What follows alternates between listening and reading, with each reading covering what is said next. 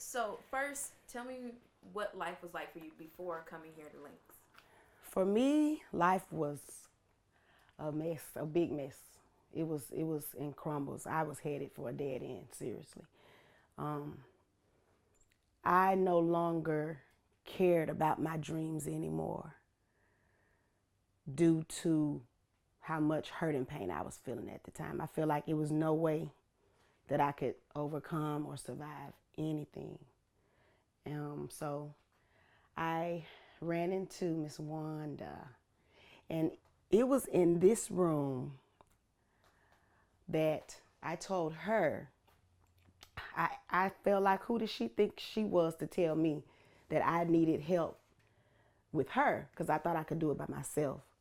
But I tell all women, you cannot do it by yourself without God. Everyone needs someone that doesn't mind pushing them to pursue their destiny.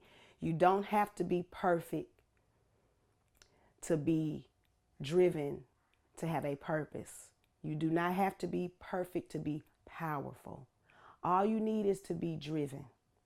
All you need is someone to push you into your purpose of divine connections that God might have for you, which that was what the main thing that made me excited to overcome rejection. My pastors are, we are in a series now on that.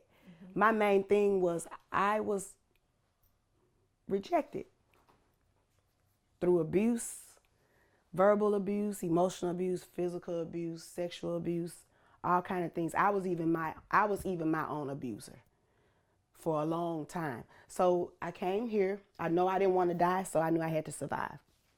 So it was over here that Miss Wanda had me to write everything down about how I felt, which it kind of made me nervous because when I was in the 11th grade, I dropped out.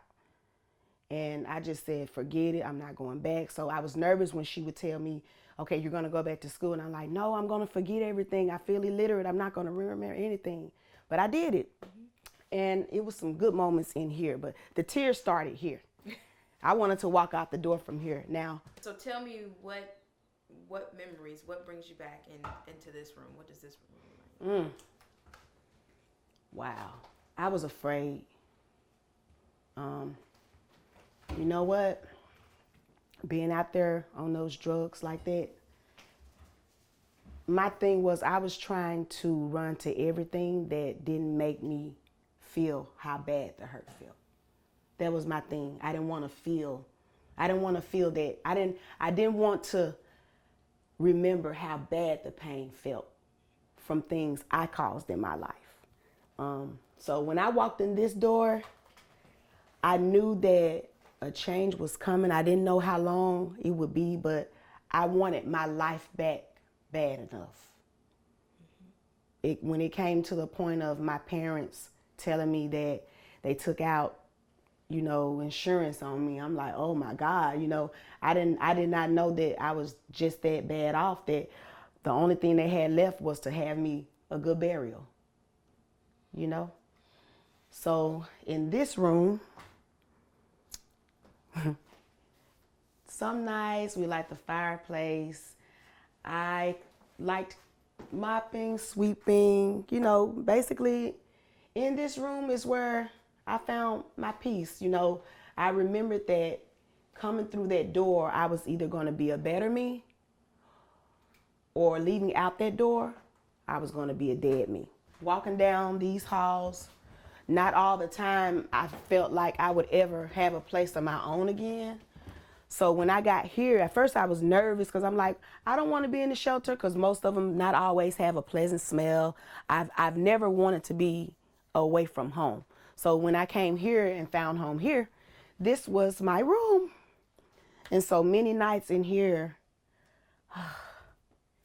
and these are tears of joy, many nights in here, I prayed for my strength. I prayed for my children. At the time, I wasn't always strong enough to pray for their father at the time. But thank God, God has changed that. We get along very well in co-parenting for our children. They're all healthy. They're doing very good in school. And sometimes I cried in here, sometimes I would sing in here. But most of all, I prayed my way out.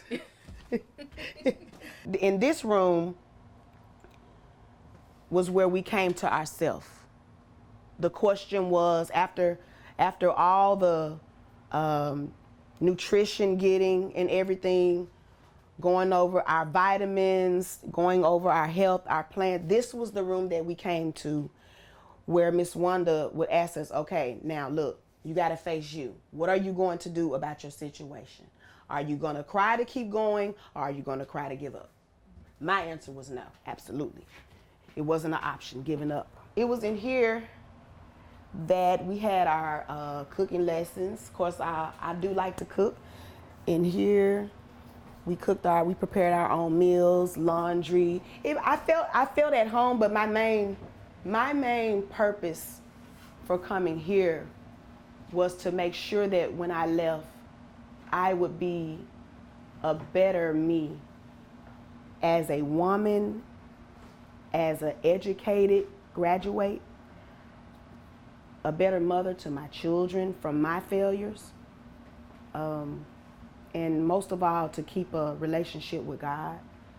You know, like I say, I'm not perfect, but you do not have to be perfect to fulfill your purpose. And know that, and women, please do not be afraid to get some help. If you feel like you're at a dead end, come to Ladies in Need Can Survive. Many days out here, I would just walk and look out. I always would think about how am I going to fight to keep going? How far can I really go without the memory of rehearsing the failures? Because not all the time when I was coming up, positive things were said by both parents. But as much as my parents was able to do, they always gave me courage to know that I could be just the best as anyone else if I had the courage to fight and do it. As long as I was an able-bodied and that I could do it, anything was possible.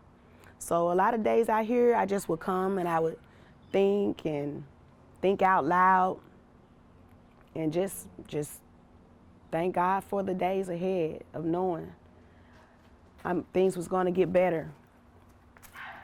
So I'm excited. So how long were you away from your kids? Wow, I was away from my kids for 4 years. What was it like having them back in your life? Ooh-wee.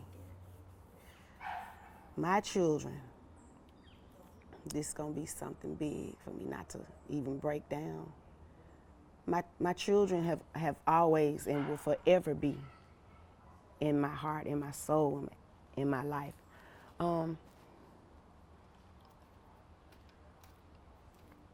When I reunited with my children, it was the best feeling anyone could ever have, after feeling like I didn't do as much as I felt like I could have done. I always wanted to be a mother. I always wanted to be a wife. I always wanted to be that person that they could come to and talk to. But the truth is, I wasn't ready.